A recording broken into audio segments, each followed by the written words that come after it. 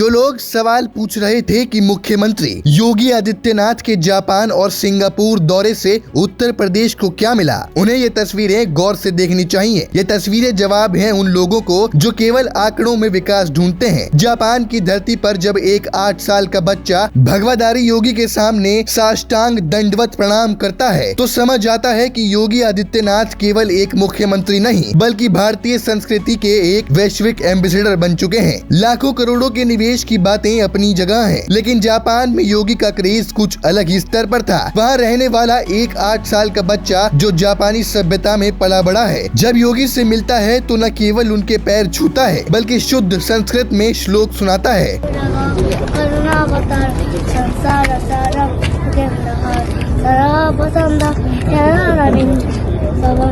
भवानी सहितम नमामि। योगी आदित्यनाथ इस दृश्य से न केवल गदगद हुए बल्कि उन्होंने उस बच्चे को दुलारते हुए चॉकलेट भी भेंट की। योगी आदित्यनाथ ने इस विदेशी दौरे पर गिफ्ट डिप्लोमेसी के जरिए यूपी की एक नई पहचान स्थापित की है। प्रधानमंत्री मोदी के नक्शे कदम पर चलते हुए योगी ने विदेशी मेहमानों को 1 डिस्ट्रिक्ट 1 प्रोडक्ट यानी ODOP के नायाब तोहफे भेंट किए, जिसमें फिरोजाबाद की कांच कला से बनी प्रभु श्री राम और बुद्ध की प्रतिमाएं थी। मुरादाबाद का मशहूर पीतल का काम, सहारनपुर की लकड़ी पर की गई बारीक नक्काशी, इन तोहफों ने सिंगापुर और जापान के दिग्गजों को मंत्रमुग्ध कर दिया। योगी का विजन केवल आज के लिए नहीं बल्कि आने वाली पीढ़ियों के लिए है। जब वो जापानी बच्चों से मिलते हैं तो उन्हें यूपी के बच्चों द्वारा बनाई गई मंडल आर्ट कलाकृतियां भेंट करते हैं। ये एक सांस्कृतिक सेतु है जो 7 समंदर पार भारत की सभ्यता को पहुंचा रहा है। यही कारण है कि जो बच्चे स्कूल में जापानी बोलते हैं वो योगी के सामने गर्व से हिंदी में अपना परिचय देते हैं। अब बात निवेश की, जो यूपी को $1 ट्रिलियन